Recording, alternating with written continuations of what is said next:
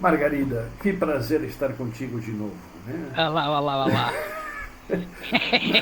Margarida é uma grande poeta.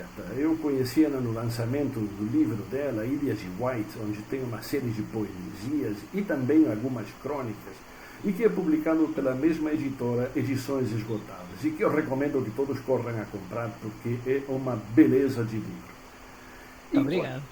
Mas é mesmo. E depois disso eu corri atrás de vários outros livros de poesia, porque não é o único que você tem. E uma coisa fantástica que eu acho da Margarida é a força telúrica que está na poesia dela, né? Não é uma Há quem lhe poesia. chame brutalidade. Não é uma coisa. Sabe? Olha, te digo, sinceramente, algo semelhante. Eu só tive experiência com Anna Akhmatova, a grande russa, sabe? Não é uma poesia lírica, é uma poesia forte, dramática, né? E eu acho que te comove para quando você está lendo. Então, é uma pessoa de grande sensibilidade, grande poeta, e que hoje, carinhosamente, se ofereceu para comentar o meu livro Teresa, a Vaca que Voa, publicado pelas Edições Esgotadas. Esta vaca é uma vaca muito louca. E ela nasceu numa história que eu contava para as minhas crianças quando eu tive que me afastar delas para trabalhar no Banco Mundial enquanto elas tinham ficado no Panamá e eram muito pequenas. Então, através desta história, eu contava por que eu tinha ido embora procurar pastos mais verdes para depois me reunir com elas, né? Então é uma história fabulosa, né? No sentido que esta vaca, para poder chegar em Washington, então ela teve que aprender a voar e ela foi treinada pelos pardais que tinham apontado a existência de terras mais verdes lá em Washington, no Mall, entre o obelisco e o Congresso americano. E quando saiu publicado agora em Portugal, essa vaca decola do Alentejo. E os pardais, herdeiros da Nada. grande literatura portuguesa, dos grandes navegantes, orientam ela a não tentar voar diretamente para Washington, em direção ao oeste, porque teria que voar contra os ventos. E os pardais que tinham aprendido com os navegantes portugueses sabiam que para voar ao oeste era melhor seguir os ventos alícios, né? E com isso fazer uma volta bem maior, mas chegaria no mesmo destino. Eu vou de uma vaca, eu vou insuspeito, não é? Começa logo, começa logo por ser uma vaca. Começa É, logo por ser uma vaca. Que é um exato. bicho levezinho, que se espera que E voe. pouco ágil, Exatamente. né? Exatamente. Mas É muito uma jeitosa vaca. para voar. Mas uma vaca dá leite, uma vaca cuida, uma vaca não agride, né? Então eu não Sim, sei pois, porque, mas é coitada. por isso que eu escolhi. Mas seja como for, essa vaca aprendeu a voar e chegou em Washington para deleite das minhas crianças. Exatamente. A minha querida Margarida, conversando ao telefone, me fez uma interpretação muito bonita do significado desse livro e da relação com as crianças, e por isso eu pedi para ela carinhosamente compartilhar esses pensamentos com vocês. Então, Margarida, você é a estrela aqui. É, não sou nada. Não, eu começo por dizer que acho que isto não é um livro para crianças. Como de resto, acho que todos os livros para crianças não são para crianças. Como te dizia há uns dias, nós somos formatados para viver de acordo com aquilo que a sociedade espera de nós. Eu sei que a sociedade é necessária, quando não era o verdadeiro caos. Já assim, sabe Deus, né? Quando as coisas. Pronto, mas pelo menos nós temos o ponto de orientação, que será aquela hipótese a que nós devemos mais ou menos chegar-nos e com que devemos mais ou menos orientar-nos.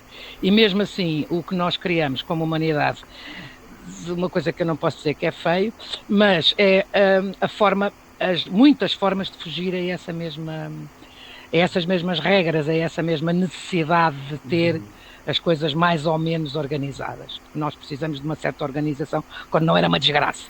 Já, pronto, mas agora aprendemos, porque somos todos muito porcos de cabeça, aprendemos a fugir, a fazer uma coisa semelhante, uma coisa que se assemelhe, uma coisa que engane bem, porque aquilo que nós queremos não tem nada a ver nem com os valores, nem com as necessidades do humano, do ser humano, da humanidade, da alma. Percebes? Eu acho que isto não foi escrito para crianças porque isto é a forma de contrariar essa tal de formatação que a educação nos dá. A educação, como digo, é necessária até um certo ponto, mas é uma formatação que nos corta a sensibilidade, que nos corta a imaginação, que nos corta a liberdade, não é? Acabamos todos por ser muito semelhantes uns aos outros para podermos aceitar-nos, o que é uma grande pena, Sim. porque se perde toda a variedade possível do ser humano. Mas achei particularmente ternurento que um homem de ciência, um homem de estudo, um homem de resultados, de estatísticas, de coisas, faça uma história, invente e se sinta relacionado. Primeiro que tu tiveste de te relacionar com a história, com uma história de uma vaca. Começa logo que é uma vaca. Pronto. Podia ser um bisonte com dentes, mas não é uma vaca que voa. Mas pronto, é assim uma coisa que dá uma certa graça. Eu estou cheia de luz, mas na cara não. Só fica centrada aí na câmera, isso aí. Isso, quietinha e sossegada é coisa que eu nunca estou. mas acho particularmente simpático e acho particularmente importante, até mais do que simpático para quem lê, acho particularmente importante que tu sejas um homem que é de ciência e que depois vais buscar, que te vais relacionar e que vais, até sem dar por isso, buscar as coisas que são mais da alma. Aquela coisa que a gente não explica, aquela coisa que não sabemos exatamente onde é que está, como é que fica, como é que se comunica com os outros, mas é a essência das pessoas, a essência que acredita, ou que não é preciso acreditar, quer dizer, há uma parte de nós que sabe que uma vaca não voa e há outra parte de nós que diz voa se quiser. E depois há os pardalitos, que são normalmente menos considerados, enfim, socialmente então pouco, são muito engraçados e tal e não sei o quê, mas não riscam grande coisa na sociedade. Mas são esses pardalitos que não só a ensinam, como depois lhe enaltecem as pequenas e grandes vitórias. E essas pequenas e grandes vitórias são as pequenas e grandes vitórias que nós temos connosco, num percurso em que não sei se ignoramos, se ultrapassamos, se harmonizamos a parte racional com a parte não racional, com o inconsciente, que é onde está tudo, é onde está a imaginação, é onde está a nossa capacidade de fazer coisas, de ultrapassar aquilo que a racionalidade nos diz que é o limite do possível, e de repente abre-se para as crianças que leem, ou que ouvem, ou para os adultos que tenham ainda alguma raiz de si nessa fase, abre-se a possibilidade de dizer assim, espera, mas a vida não é só isto. Claro que temos todos que pagar contas, claro que temos todos com dons ou sem dons, todos temos que pagar as contas, todos temos que pagar os impostos, como dizem os americanos, garantido mesmo é a morte dos impostos, mas há mais, percebes? E este tipo de história, este tipo de mentalidade, este tipo de chamamento que tu fazes, se calhar sem ter consciência absoluta do que tu fazes, é para aquela parte de nós que é se calhar mais importante, que é a que nos rege verdadeiramente e a menos considerada no nosso dia-a-dia. E isso é, para mim, um sinal de uma beleza interior muito grande, até de uma certa humildade da tua parte, porque uma humildade e ousadia ao mesmo tempo, porque um homem de ciência como tu és, escreve uma coisa daquelas e está-se bem borrifando, bem marimbando, para se percebem ou se não percebem. Tinhas um outro objetivo, que era, pronto, eu sei que não tiveste o objetivo de escrever uma história para crianças para publicar, escreveste uma história para crianças para te relacionares e para te manteres em contacto com as tuas filhas, isso era mais importante. Mas essa capacidade de ver para além do visível, é muito possível que tenha sido não só uma coisa que tu sentiste sem dar por isso, como uma coisa que tu transmitiste às tuas filhas. Portanto, se calhar algumas das coisas que as tuas filhas têm como vitórias na sua vida, vitórias que não quer dizer que sejam vitórias em relação a outros, é em relação a si mesmas. Passos dados, ousadias que tenham tido, que não sei o quê, é muito possível que tenha sido por terem despertado sem saber, pode não se ter consciência disso, sem se saber ter-se despertado aquela parte de nós que é maior e que está ligada ao Altíssimo. E acho que isso é uma vantagem muito grande daquilo que tu escreveste. É um aspecto que se calhar tu nem te apercebeste, nem te consciencializaste, não tinhas que, não é? Naquela altura não tinhas que. Só. Pois claro, a pessoa diz, é uma historinha para os meus filhos e tal. E pronto, e depois sai uma coisa destas, que de facto é a ligação, a contrariedade das coisas más que a vida muito racional tem. É evidente que não podemos ser irracionais, mas também podemos. Não o tempo todo, exatamente, não o tempo todo. Mas essa parte que nós chamamos irracional com um aspecto um bocadinho pejorativo, que não devíamos, né? A parte irracional é maior e é se calhar a mais importante, e é que depois nos deixa ter algum equilíbrio racional, porque sem essa parte irracional ou inconsciente, viva e com equilíbrio, não sei o quê, temos uma vida racional miserável, e é muito comum termo. Mas fiquei muito contente de ler e achei muito engraçado que eu li o teu texto dedicado, enfim, escrito para a América, para as Américas, a latina e a outra. Mas li depois este, claro, está aqui, onde é que está o livrinho? Já o guardei ali. Li o livrinho com a referência aos isso, exatamente, com as referências aos portugueses, que é uma coisa que nos últimos anos, não sei porquê, nem quero dizer, posso até fazer umas sugestões, mas não quero fazê-las, que se sugere que os portugueses foram muito maus naquilo que fizeram na transformação Não, mas há portugueses que o fazem, não é? Que negam completamente a importância dos descobrimentos, das viagens. Sim. É uma história absolutamente maravilhosa. É louca, é uma história louca, é uma loucura. Mas eu estou convencida, por razões várias, estou convencida de que os portugueses sabiam para onde iam e o que é que iam fazer. Mas isso é toda uma outra, é toda uma outra história. Aquela coisa de, sei lá, coisas extraordinárias, como seja, por exemplo, o Colombo, que nunca se assinou Colombo, não é? Que nunca se assinou Cristóvão Colombo, está ao serviço dos reis de Espanha, porém a primeira pessoa a quem vem dizer que encontrou as Américas foi ao rei de Portugal. É ao lado, é só um bocadinho ao lado, enganou-se no andar, mas tocou na campainha errada. E o rei português, que deixava as pessoas à espera o rei português, como todos eles, deixavam as pessoas à espera semanas, às vezes meses, recebe-o em dias. E tem ele estava careca de saber o que é que ia fazer e estava careca de ser espião do rei português. Pronto, isso é uma coisa de que eu estou convencida, de que há quem tenha escrito mais e melhor do que eu a propósito, mais pelo menos, porque eu tenho escrito pouco a propósito disso. Mas os portugueses sabiam mais do que contavam, não é? E era suposto.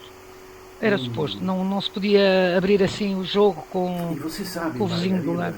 Que quando eu estou na beira do Douro, ao entardecer, quase no Oceano Atlântico, naquela foz belíssima do Douro. Linda. E eu vejo esses barcos de pescadores saindo para o mar à noite.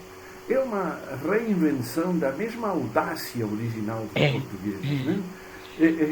Só foram um bocadinho mais longe, não é? Os outros só foram um bocadinho mais longe. E esses aqui, depois de saber que podiam voltar, etc. Sim. Mas há uma tradição. E as condições em que as viagens eram feitas, demoravam anos. É uma coisa que me faz confusão, é a pessoa despedir-se. Eu vou ali adiante, eu vou ali à Índia, num instantinho. Quer dizer, hoje em dia vamos à Índia de avião e é uma estucha de horas até lá chegar. Agora imagina num barquinho, uma coisa ínfima que tinha... E aqui vai a balançar, e anos para ir e anos para voltar. É extraordinário. Algo dessa loucura que eu tentei resgatar no voo dessa vaca, sabe? Porque pois, ela quer melhorar. Isso é bonito. É bonito que tu tenhas feito. Quer dizer, para já é uma forma de dar às crianças alguma indicação histórica da forma como os ventos funcionam e porque é que às vezes uma viagem mais comprida é mais positiva e mais conseguida do que uma viagem direta. Lá está a tal coisa do acordar dentro das pessoas as coisas menos vividas e menos divulgadas muitas vezes, até porque esse processo deve fazer-se quase em segredo.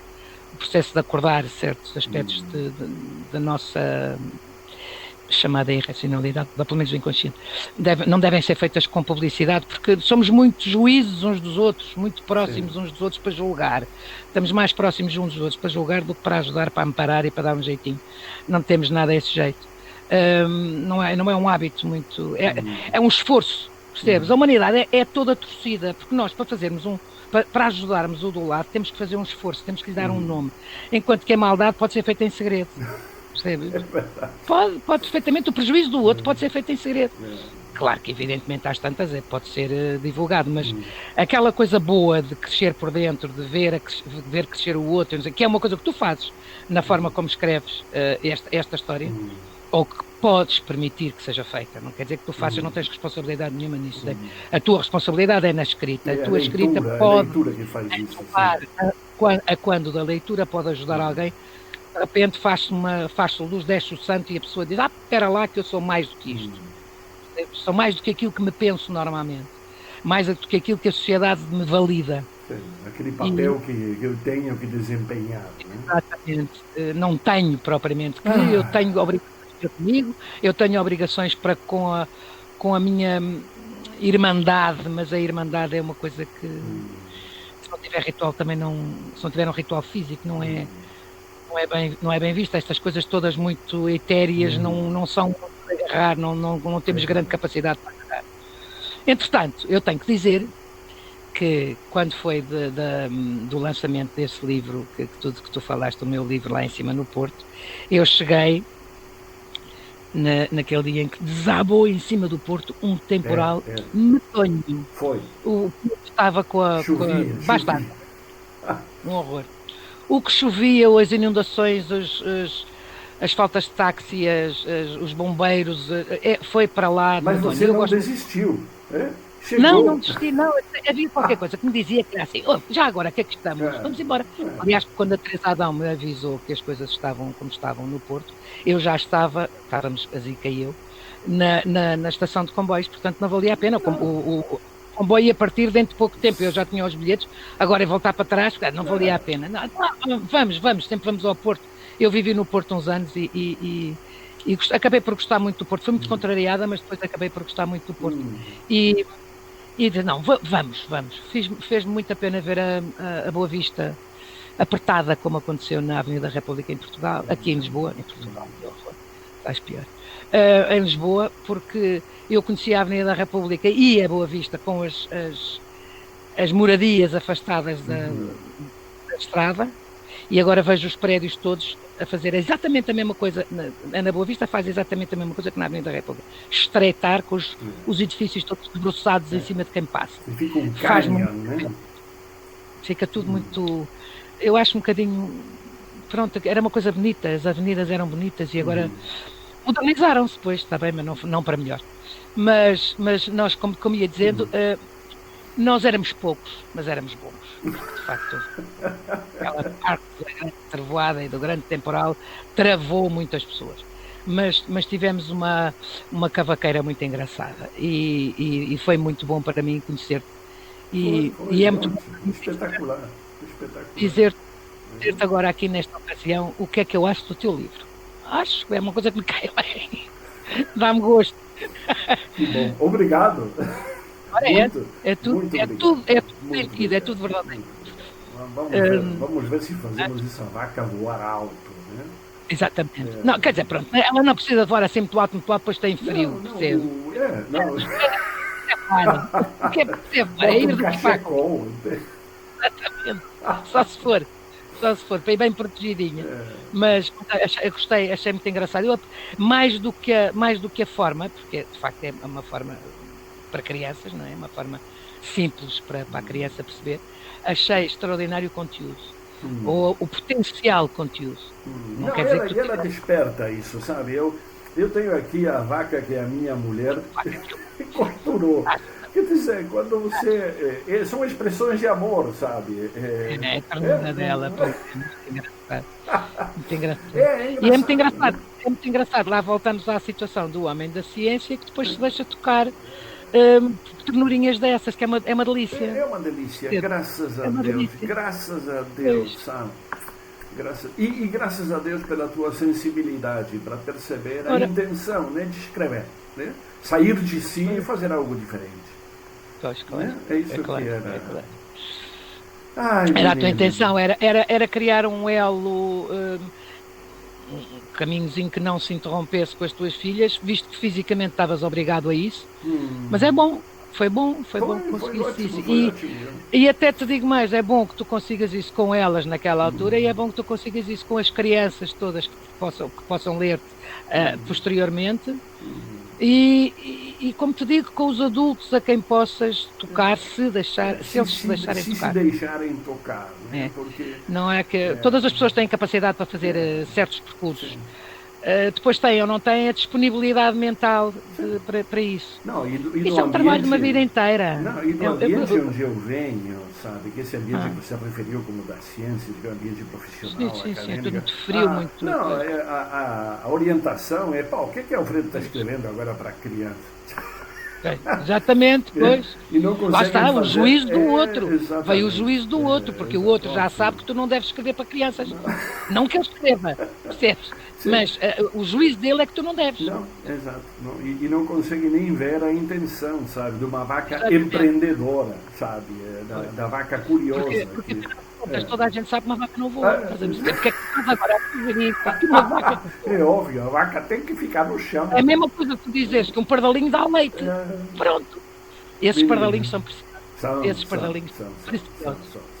São quem dá aquela sabedoria, né, de quem não tem poder, mas sabe. Não tem, pois. Sabe, poder é a coisa pior que uma pessoa pode ter.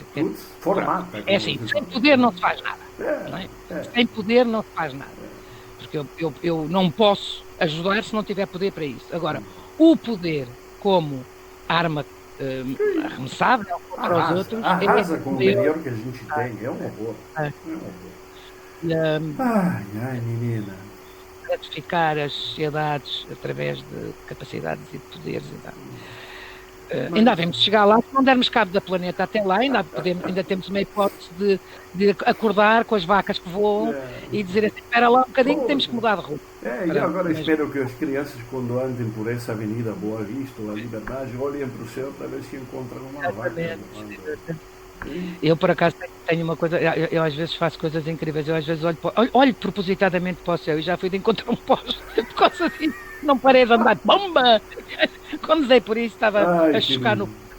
Querida, temos que terminar porque senão fica longo e as pessoas não veem. O principal é isto que você falou, esse destilado da essência do livro, que eu achei muito criativo. A tua interpretação achei até mais criativa do que o livro em si. Não é nada. Não é nada, isto é só tirar partido daquilo que tu escreveste. Ai, querido. Muitíssimo obrigado, Margarida. Ora é essa. Que prazer e que orgulho pela tua amizade. Muito obrigada. Muito obrigada. Eu também não estou menos orgulhosa. Dá beijinho à Luli. Darei. Um beijo bem grande, querido. Tchau, tchau. E até breve. Tchau. Até logo.